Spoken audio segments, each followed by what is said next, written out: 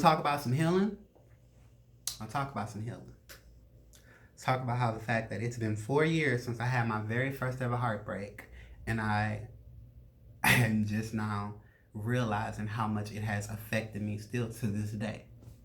When it's September 19th, or it's September 18th, 2019, and my heart literally got stabbed on July 4th, 2014. So it's been 4 years. And the reason I'm bringing this up and the reason I want to talk about this, the reason I want to bring awareness to this is because I know there's somebody out there who needs to hear this. I know there's somebody out there who needs to understand. So I was 22 years old in 2013. 2013, the day after Thanksgiving, I met the first ever person, probably the only person who I've ever really... I like to say I've been in love like 3 different times, but if I'm being completely honest, that was lust. So in 2013, I met the first guy to ever break my heart. We'll put it like that. I met him the day after Thanksgiving.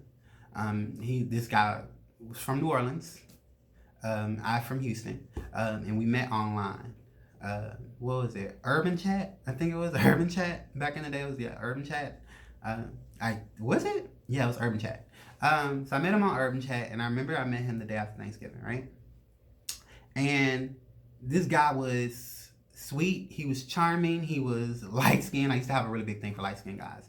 He had really nice hazel eyes, and his accent. New Orleans accents are like the sexiest things on the planet, and it was just like, gosh, So I met this guy, and for 3 months, we were coercing on the telephone, video chatting, just mushy, building each other, talking to each other, loving on each other.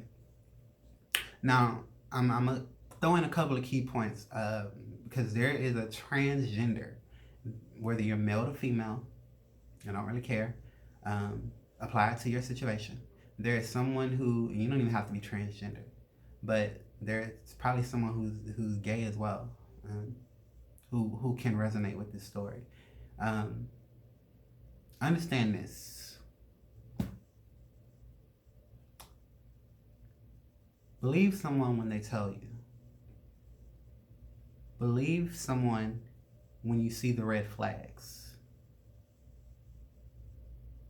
Not even believe in someone. Believe when the red flags start showing up in your situation. Pay attention to them. Because if you don't, it can save you so much time.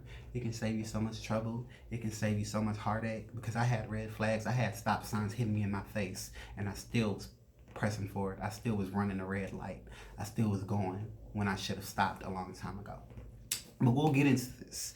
I met this guy, and he was sweet. He told me he was honest. He told me he had a son. He told me he had, a baby mama, he had baby mama drama, It's like majority of guys who have kids, they have baby mama drama.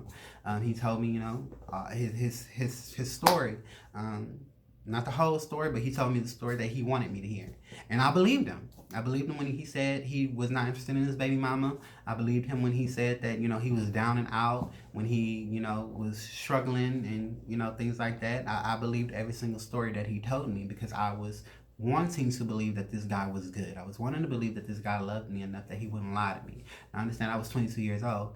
I didn't have self-love. I didn't know about loving yourself as much as I know about loving yourself now. I didn't have any of these qualities, any of these traits where I can be able to distinguish the difference, where I can be able to step back and be like, oh, okay. But this guy was, he was charming. He was sweet. He was a finesser of my emotions. So we were talking for 3 months. And I remember within those 3 months, in January, he went missing. And he went missing for like a whole week, right? And that week, I remember I was going crazy. I was like, where's he at? This is the love of my life. How could dare he go missing from talking to me? I talk to this man all the time. I just paid his phone bill. Well, I didn't just pay his phone bill. I had paid his phone bill the month prior. Actually, and in January, I paid his phone bill. Like, seriously, this is how naive I was. I ended up, because I had a flat screen TV. I ended up pawning my flat screen TV because his phone was going to be off. And I wanted to talk to him so bad. I went and pawned my flat screen TV just so I can, talk to him. So I can have some money to pay his phone bill. Like, come on now. And I did that twice. I did that in December and in January. because he wasn't able to pay his own phone bill. So I was like, okay, cool, I'll pay it for you. So I remember he went missing for a week, right? And when he went missing, I was like going crazy. You know, I'm just like, oh, he's with his baby's mother. You know, he's with his baby mama. I know he's with his baby's mother. This is just my thought process. And I remember when he came back around, I had confronted him and asked him. You know, he called me up and he was like, "Hey, this is the third." He was like, you know, because he lives in New Orleans, and New Orleans is a big party city, and it was right around the time of Mardi Gras parties, things like that. And he was like, you know, they had second lines and things. And he was like, he got drunk or whatever, and he was very honest with me. And he was like, you know, I slipped up, and you know, I was with my baby mama for one night. He was like, oh, okay. You got the bitch pregnant. No. I use protection. This is the third. All right. My dumb ass believed it. But inside I knew it wasn't true. So I'm like, okay, I'm gonna move past it. I'm gonna keep pushing forward. So I ended up continuously talking to the guy, and then in February of that following month, you know, mind you, this was after the 3 months, because we were talking for 3 months straight. Didn't see each other besides on video chat. So in February, I ended up getting a refund from my school because I was in college at the time, and I used my entire college refund to book a Greyhound, book the nicest fucking hotel in New Orleans, which was so fucking expensive because it was around the time of Mardi Gras, just to go to see him. You know, I wanted to see him so bad. I was neglecting everything at home. You know, my aunts, you know, like, hey, you know, you got bills here. I'm like, fuck them bills, woman. I'm going to go get my man. And this, that, and the third. And, you know, and she's, you know, my aunt wasn't gonna really stop me. She was like, you know, you got to experience life on your own. You know, there were so many red flags. There was fuck red flags. There were literally stop signs like smacking my ass in the face, and I was still pressing forward. Like the light was red, and I'm running that motherfucker like it's green. So just go, you know. But nonetheless, I ended up going against everything that I thought I would do, because at the time I was 22 years old. I had never went outside of my home as a woman, like dressed as a woman. I had never, let alone went outside of the city dressed as a woman, you know. So this was like a new experience for me in totality. You know, I go to the Greyhound, I get on a bus, and I'm traveling to New Orleans dressed as a woman. This was the first time I'm ever doing this, and I'm just like, I'm doing this for love. This is fun. This is adventurous. This is scary as hell. And on the inside, I'm just like, I'm not supposed to be doing this shit. I'm not supposed to be doing this shit. But I'm doing this shit, so it's going to be a very valuable life lesson someday. Literally, that's my spirit talking to me. At 22 years old, my spirit's speaking to me. My spirit's screaming to me like, you're going to go with this? All right? You don't see it now, but you're going to learn a lesson later on. And today I can honestly say I'm sitting here and I'm realizing not where I fucked up at, but where I decided to turn left when I could have kept right. So I go to New Orleans, you know, and I see him. You know, I meet him, hang out. First night I'm in New Orleans, because he ends up leaving because it was his son's birthday. The first day I got there was his son's birthday. You know, I even went and bought his son a gift. I never met his son, never knew his son. I just went and bought his son a gift because I'm just like, I love you, so I want to show you I'm here for you, you know. Besides me paying your phone bill, besides me sending you money all the time, because I also was sending them money, I'm going to buy your son a gift, your son that I don't know. Your son doesn't know me. Your family doesn't know me. Your friends don't know me. But I'm going to buy your son a gift. I'm going to buy him a birthday gift. I'm going to do all these things to show you that I care. So he ends up coming to the hotel when I first gets there. You know, we hang out, hug, kiss, this, that, and the third. You know, he's like, he's going to go to his son, give the gift to his son or whatever. I'm like, okay, cool. And I remember when he left, I was in the hotel room and I called my aunt. As soon as I called my aunt, I break down crying. And she's just like, what's wrong? And I'm just like, on the inside, I'm just like, I just want to come home. This isn't right. I know I'm not supposed to be here. And it's crazy that I sit here and think about it, and at 22 years old, my intuition was just like screaming at me like a motherfucker. And I chose to ignore it. And I'm just like, on the inside, like, this isn't right. Because my aunt was like, you know, are you feeling indifferent? Inside, I'm screaming, hell yes. But on the outside, I literally tell her, no, I'm just overwhelmed with emotions because this is amazing. She's like, okay, well, have fun. This is on the third. I love you. Be safe. And I'm like, thank you. Thank you for loving me unconditionally, to let me go out and make the mistakes that ultimately on the inside I'm screaming at you to be like, bring your ass home.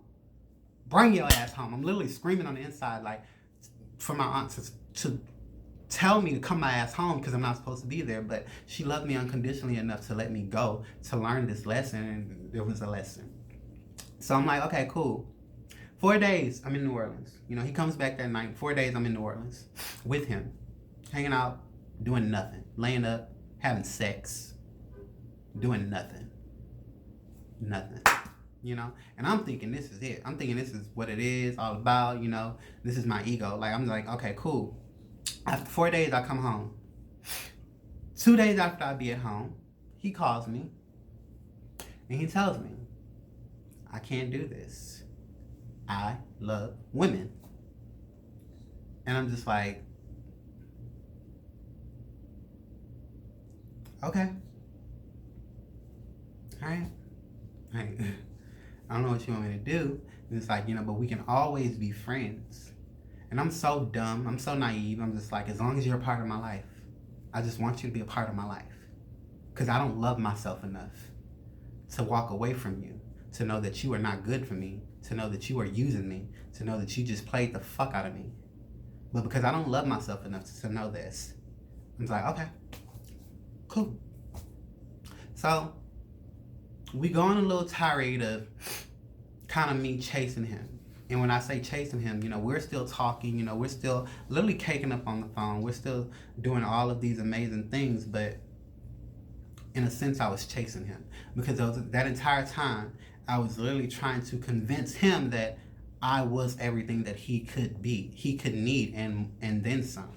You know, this man told me he loves women. This man told me that he wanted a family. He wanted a big family. He wanted more kids, and this, that, and the third. But I'm choosing to ignore all of this because I'm blinded. I'm not loving myself. I'm not knowing who I am. So I'm trying to get love from anywhere, any shape and or form. And this guy's showing me love. He showed me love. So I wanted to hold on to that. So come around to the summer, right? Of that year, summer, a couple of months later, he asked me to be, you know, with him once more. And this time it felt like it was a forceful ask. Like, you know, nah, you've been doing all this stuff and me, let's just be together. And I'm just like, okay. I'm happy, gung ho. Yeah, I got my man back. This was that and the third. Life's great. Yeah, life's great. That was a Monday, right? Or it was I forgot what day it was. I think it was a Monday. All I know it was when he asked me to be with him again, it was July 1st. July 1st, he asked me to be with him again. July 4th, I get a phone call and he tells me, Anaya, I don't want to talk to you ever again. I'm good. I'm done. Hangs up the phone. Click. Excuse me. Now, what transpired between July 1st and July 4th is the kicker. Wait, take it back. He asked me before July 1st to be his girlfriend again, to be with him. It was like a week, it was like 2 weeks before that he asked me. But because July 1st is very significant. July 1st, because we were together for like 2 weeks, and then this thing blew up in my face. So he had asked me to be his girlfriend like at the very end of June. And on July 1st, I remember I was leaving an interview and I was on the bus and he called me. And he was like, I don't know how you're going to take this, but I have something to tell you. And in my heart, I knew it. My body was just like, yep, here it comes. This man literally tells me I'm expecting. And I'm just like, so, neither mind you, I'm on the metro, right? He tells me he's expecting, and I just want to scream. I'm just like, what? My first reaction is just like, hang up the phone. So I hung up the phone. And he calls me back, and I'm just like, okay, whatever. And I get off the bus, and I still can't scream because I'm around so many people. So I walk off to the side where I'm like by myself, and I'm just like, I'm confused, I'm lost. Like, who is it? Even though I know who it is, it's your baby mama, but who is it? I want to hear from you. Like, what's going on? And he's like, you know, yes, the mother of my first son, and she's 6 months pregnant. All right. When did you find out? I found out in February when you came out here. All right. Me being the mathematic that I am, I go back.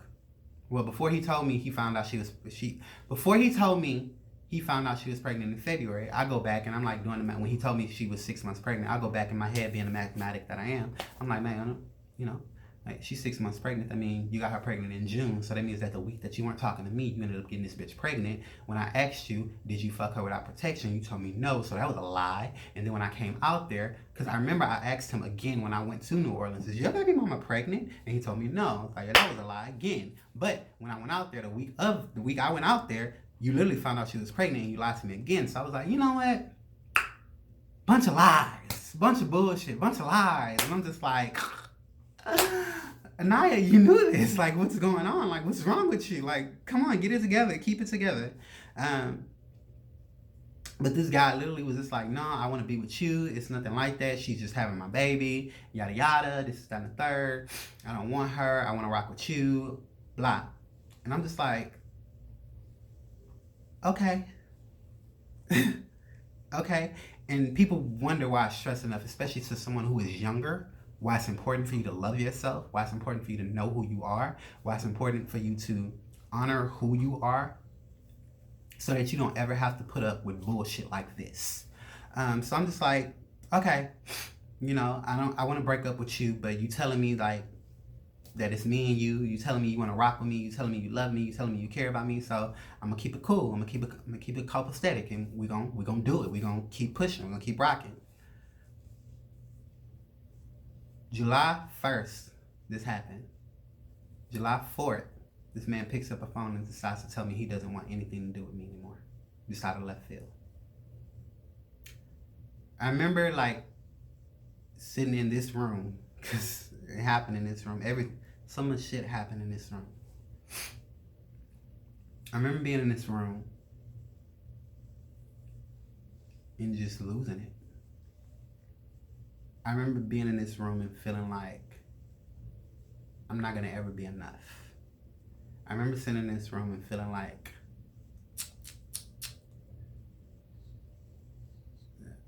worthless, feeling pathetic, feeling like I just played myself, feeling like I wasted my time, my energy, feeling like I was just trash. Like I was trash. For 4 years, I never got over that. For 4 years, I carried that same energy that a man's gonna see me, he's gonna use me for sex, he's gonna use me for whatever financial gain he can get, he's gonna use me for whatever emotional gain he can get, and toss me to the side once he finds the woman that's gonna give him that family that all men so desperately want. All men, not desperately, but all men ultimately want. For 4 years, I carried this energy. And for 4 years, that energy followed me. For 4 years, I was lost. For 4 years, I wasn't...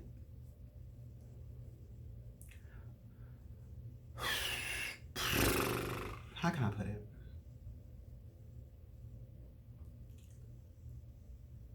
For 4 years, I was stuck on my ex from New Orleans and what he did to me. For 4 years, I was stuck on the fact that this man broke my heart. 4 years. 4 years later, I think it's about time I let that shit go. I think it's about time that I stopped expecting every guy to treat me the way that he treated me. I think it's about time I let go of the illusion that every guy is like that. Because that's just how I've come to operate. Especially if I fall for a guy. I've fallen in love twice since him. And each time, I've made the same assumption. Now, I was right on one of them. And on the other one, I'm going to be completely honest, I don't even care no more. I honestly just do not care anymore. Because I'm ready to let all that shit go. I'm ready to let go all of the illusions. I'm ready to let go all of the pain associated with that energy. I'm ready to let go everything that I associated with my ex, who told me he loved me, but ultimately got his baby's mama's pregnant and left me like I was a piece of shit. So, how do you let it go? It's not to be angry, because I'm not angry at that man. How can I be angry at that man for creating life? How can I be angry at that man for ultimately doing what it was that made him happy? Can't be angry at him. And I'm not going to be angry at myself. I'm going to let it go. And this is like,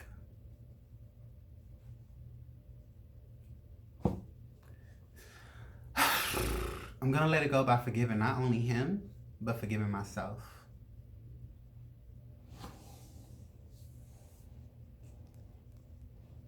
I don't speak names. I'm not going to ever speak anyone's name. But if you see this and you know who you are, and I get the feeling that you are gonna see this, I forgive you. I'm forgiving you for building me up and then tearing me down. I'm forgiving you for using me. I'm forgiving you for telling me lies. I'm forgiving you for taking advantage of me. Because at the end of the day, I wasn't knowing and I wasn't loving of myself to understand that you were nothing more than a piece of shit. I'm forgiving myself for believing your lies. I'm forgiving myself for wasting my time. I'm forgiving myself for wasting my monetary values on you. But I'm appreciative of you.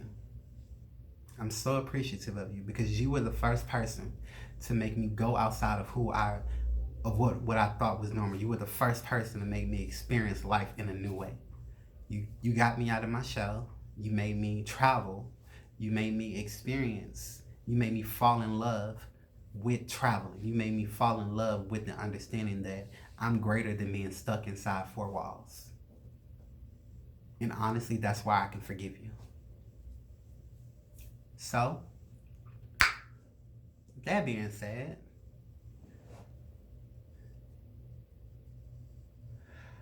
if you are trans,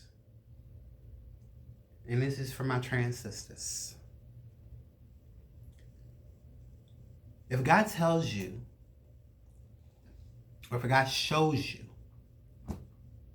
different than what he says, follow those red flags. Stop paying attention to what people tell you. Start paying attention to people's actions. Because I know so many of us do it. So many of us still fall for guys because they tell us one thing, but they show us different. They tell us, oh, I love you and I care about you and I want to be with you. Or, I want to be with you, or this, that, and third. I just got to handle a couple of things first, but they're showing you completely different. There's somebody out there that's going to love you. There's somebody out there that's going to accept you. There's somebody out there that's going to appreciate you. You have to first give it to yourself. You have to first love yourself. You have to first have the understanding that you are worthy. And that nobody can bring you fulfillment like you ultimately can. And I'm a firm knower. And that once you start loving yourself, once you start believing in yourself, once you start trusting in yourself, to know that you don't need anyone to be happy, to be fulfilled, to be loved in this life, that's when you'll get it. That's when you'll get it. So,